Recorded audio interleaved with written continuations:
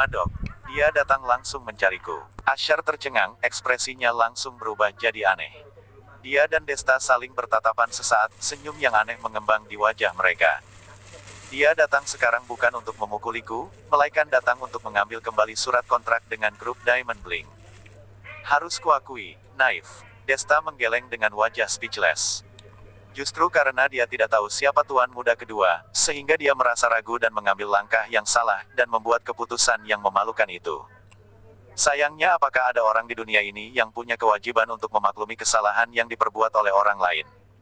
Apalagi orang kecil yang sama sekali tidak memiliki hubungan apapun, juga tidak tahu diri. Asyar berkata sambil tersenyum, tuan muda kedua, kita harus bagaimana menghukumnya.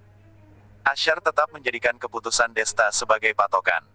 Terserah kamu, hari ini aku datang hanya untuk hal yang tadi kubicarakan, aku pergi dulu, kalau ada waktu baru datang lagi. Desta meninggalkan kantor. Dia sama sekali tidak perlu memperdulikan Asyar akan bersedia menemui Madok atau tidak, hanya seorang kepala geng saja, belum cukup kuat untuk membuat Asyar kehilangan kemampuan untuk menelaah.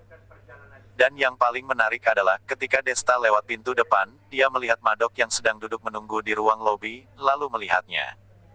Melihat Desta pergi meninggalkan gedung grup Diamond Bling dengan wajah yang datar, ekspresi wajah Madok dan tangan kanannya terlihat begitu buruk. Ternyata dia sudah datang lebih dulu.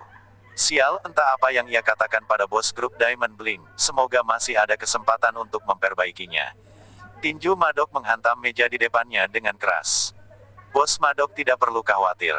Anda punya hubungan yang cukup erat dengan orang grup Diamond Bling, mereka pasti akan memberitahu Anda kalau ada sesuatu yang terjadi. Lagi pula, siapa yang akan menentang keuntungan? Kalau melihat daerah Sanbaku, tidak akan mudah untuk menemukan partner yang lebih baik daripada Anda, yang sudah ready ada di sini, mungkinkah mereka menolak? Asisten menenangkan. Tepat saat ini, sekretaris Asyar turun, kemudian berjalan menghampiri Madok. Madok dan asistennya segera bangkit berdiri. Sekretaris Sang, apakah sekarang kami sudah bisa bertemu dengan Direktur Kai? Aku yakin rencana yang ada di tanganku ini akan membuatnya sangat puas, kalian tenang saja. Madok bertanya dengan cemas. Menyuruhnya menyerahkan kerjasama dengan grup Diamond Bling yang sudah ada di depan mata. Dia tidak akan rela. Dia tidak merasa orang yang bernama Desta itu cukup kuat untuk mempengaruhi keputusan direktur. Kalau dia benar sehebat itu, dia tidak akan menjadi menantu yang lemah di keluarga Chen. Maaf, Tuan Madok, silahkan kembali. Direktur Kai sudah membatalkan semua kerjasama antara grup dan Anda, dan beliau tidak ingin bertemu dengan Anda. Sekretaris Sang tersenyum tipis. Apa? Membatalkan semua kerjasama? Kenapa? Meskipun Madok bisa menebak karena apa, namun dia tetap tidak percaya orang itu benar-benar punya kehebatan sebesar itu. Atau diam-diam dia mengatakan sesuatu di hadapan Direktur Kai. Direktur Kai tidak punya kewajiban untuk menjelaskannya pada Anda, silahkan Anda pergi sekarang juga. Nada bicara Sekretaris Sang mulai tegas. Apa daya, Madok hanya bisa membawa asistennya dan pergi dari grup Diamond Bling dengan kesal. Malam harinya, di kafe yang berada di seberang sekolah, Vero dan Desta duduk bersama. Meminta 400 juta. Liani sekeluarga memang tidak tahu malu ya. Selama 3 tahun aku berada dalam keluargamu saja, mereka sudah meminjam pada keluarga kalian sebanyak 100 juta, dan 1 peser pun belum ada yang dikembalikan iyakan. Sekarang masih punya muka meminjam 400 juta. Dia pikir kalian itu mesin ATM. Desta terlihat begitu kesal. Itu karena mereka mendengar kabar kalau aku menjadi penanggung jawab sebuah proyek besar. Mengira aku mendapatkan uang yang banyak sehingga berani setamak itu. Vero menghela nafas beberapa kali, menunjukkan betapa tidak berdayanya dia. Meskipun kamu mendapatkan uang 2 miliar juga apa hubungannya dengan mereka? Terus membiarkan mereka bukanlah jalan keluar yang baik. Kalau kamu terus memaklumi mereka, itu sama saja kamu memelihara kutu beras di keluarga kalian. Semakin banyak yang kamu hasilkan, maka mereka akan semakin ngelunjak, dan akhirnya entah masalah apa lagi yang akan mereka perbuat. Dari apa yang terjadi hari ini bisa disimpulkan, level tidak tahu malu keluarga ini sudah terlalu akut. Memaklumi mereka hanya akan membuat masalah untuk diri sendiri. Tapi ibuku menyuruhku untuk mengeluarkan uang 400 juta, tapi aku hanya punya uang 200 juta sekarang, sehingga aku... Wajah Vero memerah. Sehingga kamu berniat meminjam uang padaku iya kan? Desta bertanya. Dia melihat Vero mengangguk, suaranya begitu kecil seperti nyamuk. Nanti kalau aku mendapatkan uang, aku akan segera mengembalikannya. Sejak kapan aku butuh kamu mengembalikan uangku? Aku hanya merasa iba saja. Keluargamu yang harga dirinya terangkat. Namun uang harus kamu yang mengeluarkan. Dan yang terpenting adalah itu bukan orang yang benar-benar butuh bantuan. Hanya segerombolan kutu beras, hai. Desta menggeleng dengan senyum pahit, nanti aku akan mentransfer uangnya, setelah itu kamu bisa menyerahkan uangnya pada ibumu. Vero mengangguk dengan suara pelan. Malamnya, Desta langsung ke bank untuk menarik uang. Ia menemukan Vero di sekolah, menyerahkan kantong plastik hitam berisi uang padanya. Ashar, bantu aku menghubungi preman di daerah Sanbaku atau kota Yunhai. Paling tidak harus yang mampu menghadapi orang selevel Madok, aku punya urusan yang perlu diselesaikan oleh orang seperti mereka. Desta berkata di balik telepon. Madok hanya ketua kelas tri. Sama sekali tidak bisa dianggap orang yang hebat. Ketika itu agar tidak membuat tuan muda kedua terlalu menonjol, aku baru mengenalkannya, untuk orang yang lebih hebat aku punya jauh lebih banyak. Ashar berkata, grup Diamond Bling berdiri di Yunhai sudah bertahun-tahun lamanya, bukan hanya koneksi yang dimiliki, paling tidak untuk ketua geng kelas kakap relasi mereka tidak kalah kuat dengan orang lain. Lebih bagus kalau dibuat tidak menonjol, yang terpenting adalah kualitas orangnya, aku tidak butuh orang yang menganggap dirinya sendiri paling hebat. Desta berkata, Desta ingin membuat kelompok miliknya sendiri. Orang yang sifatnya egois dan labil seperti Madok sama sekali tidak dibutuhkan olehnya. Yang dibutuhkan oleh Desta adalah orang yang stabil. Memiliki kemampuan, dia harus memanfaatkan waktu untuk membangun kekuasaannya sendiri untuk melawan keturunan keluarga Chu lainnya, kalau tidak dia yang akan habis tanpa bersisa. Cara keluarga Chu mendidik generasi muda seperti seleksi di atas medan pertarungan. Yang bisa bertahan sampai akhir adalah orang yang paling hebat, dan orang itulah yang berhak untuk mewarisi semua milik keluarga Chu. Kalau tuan muda kedua berkata demikian, aku merasa ada seseorang yang cocok untuk Anda. Hanya saja orang ini sudah lama keluar dari dunia hitam, entah bagaimana situasinya sekarang. Tuan muda kedua tunggu sebentar, Ashar berkata sambil berpikir. Oke. Sekitar 10 menitan, Desta kembali menerima telepon dari Ashar. Tuan muda kedua. Orang itu bersedia bertemu dengan Anda. Di samping sekolah kalian ada bar Emperor. Dia mengatakan kalau 10 menit kemudian dia akan tiba, dia menyuruhmu untuk meletakkan sebatang bunga mawar, setelah dia melihatnya maka dia akan menghampirimu. Aku mengerti, terima kasih banyak. Setelah Desta memutus sambungan telepon, ia membeli sebatang mawar di pinggir jalan. Lalu langsung berjalan ke bar Emperor. Saat ini adalah jam ramai di bar. Sudah hampir jam 10. Tidak peduli mahasiswa yang pulang dari sekolah, atau karyawan yang baru pulang kantor. Pasangan muda, muda-mudi yang begitu hai. Semua terlihat begitu bersemangat. Di depan pintu ada 2 orang yang sedang berciuman. Desta menyelinap masuk mencari sebuah tempat duduk kosong untuk meletakkan bunga mawarnya di sana dan menunggu dengan tenang. Dia tidak melihat kalau di sudut bar ada tatapan merendahkan yang sedang tertuju padanya. Manusia miskin ini, baru mendapatkan sedikit uang saja sudah berani datang ke tempat seperti ini, bahkan membeli buang mawar. Hahaha, kalau Vero mengetahuinya pasti akan sangat menarik. Setelah mengatakannya, ia langsung mengangkat ponselnya dan memotret. Desta tidak memperhatikan adegan ini, bar Emperor penuh dengan orang-orang, ada banyak orang di mana-mana, bagaimana bisa memperhatikan orang yang menusuk dalam kegelapan. Bukankah ini Desta? Tidak disangka, kamu bisa datang bersenang-senang di bar Emperor. Ucap sekelompok pemuda menghampirinya. Menunggu orang yang tidak kunjung datang, malah bertemu sekelompok pemuda yang tidak terduga. Desta mengenal mereka datang menghampiri. Semuanya teman sekelasnya. Sekumpulan mahasiswa yang hampir lulus, satu persatu menghabiskan waktu menggila di sini, ketika berada di dalam kelas bisa mendengar sekumpulan orang ini setiap hari membahas wanita cantik. Sejujurnya Desta tidak terlalu suka orang-orang ini. Tidak memiliki latar belakang keluarga yang hebat dan kuat. Tapi sombong setengah mati. Menganggap kegilaan berburu wanita cantik adalah suatu kebanggaan.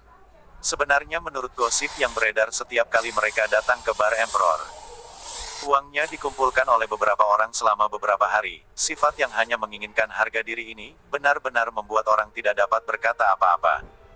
Desta tidak ingin mencari masalah dengan mereka, tidak disangka akan ada suatu hari di mana sekumpulan orang ini mencari masalah dengannya. Di mana tunanganmu? Aku hampir saja lupa, kamu sudah diusir dari rumah, tunangan dari mana? Hahaha. Ucap Taufan tertawa keras memukul pahanya. Masalah pribadi Desta tersebar luas di seluruh jurusan biologi. Vina sepanjang hari mengatakannya kemana-mana. Tidak mungkin tidak tersebar, sekarang Desta diusir oleh keluarga Chen menjadi lelucon yang sangat memalukan. Berapa banyak mahasiswa yang membahas ini setelah makan malam. Taufan, kalian jangan keterlaluan. Kita semua mahasiswa. Kamu ingin mencari masalah. Ada banyak orang di bar. Kamu cari yang lain tidak bisa. Seorang wanita menghampiri. Dia juga teman sekelas Desta. Namanya Baby Zhu. Dulu keduanya pernah duduk semeja.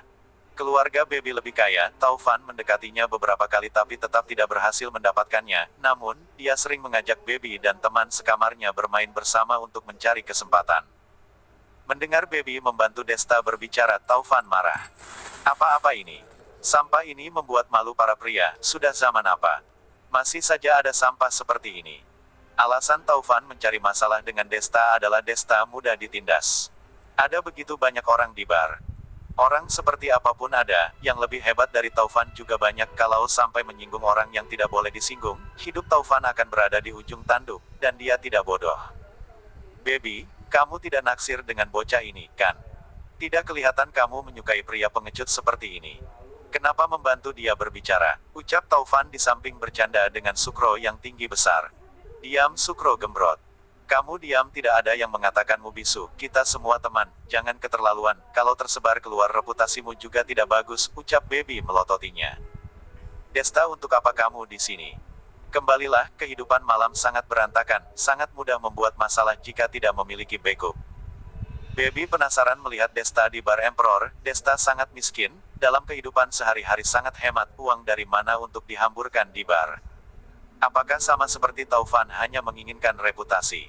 Dari pemahamannya pada Desta, Desta bukan orang seperti ini. Kesan baik Baby pada Desta didasarkan Desta yang baik pada Vina selama 3 tahun. Dipermalukan selama 3 tahun tapi tetap baik pada wanita itu, pria seperti ini sangat menarik perhatian para wanita. Hanya Vina sendiri yang tidak menghargainya, mengusir Desta keluar dari rumah. Dengar-dengar Vina telah mengusir Desta keluar, Baby merasa tidak adil untuk Desta. Mengingat ini, Baby tiba-tiba mengerti mengapa Desta datang ke bar. Sekarang suasana hatinya pasti sangat sedih. Ingin menenggelamkan kesedihan dengan alkohol, kan? Setelah melewati begitu banyak masalah, sungguh sulit bagi orang biasa untuk menanggung begitu banyak hal. Kedepannya hidup dia pasti akan lebih sulit. Aku sedang menunggu orang di sini, tidak perlu mengkhawatirkanku. Kamu bermainlah dengan mereka, ucap Desta tersenyum. Jangan, karena semuanya teman, mari main bersama, kalau tidak Baby akan mengatakan aku menindasmu, ucap Taufan dan beberapa temannya memukul pantat Desta. Desta, kamu tidak keberatan, kan?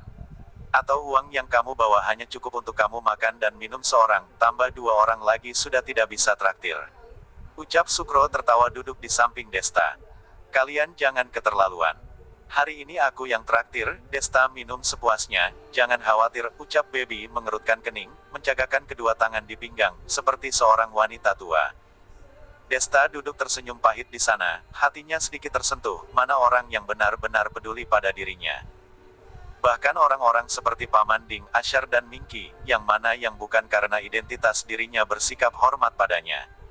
Desta tahu segalanya, dia menghargai setiap perasaan yang didapat dengan susah payah.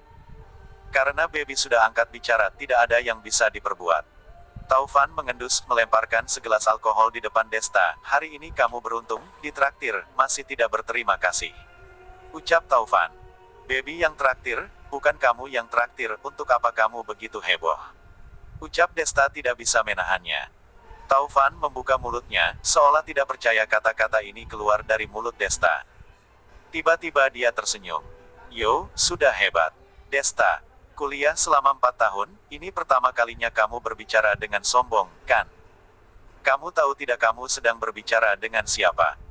Bicara dengan siapa? Apakah statusmu lebih tinggi? Taufan, biarkan aku lihat latar belakang keluargamu sehebat apa, sampai perlu aku Desta menyembahmu. Ucap Desta tersenyum dingin, seolah tidak takut sedikit pun.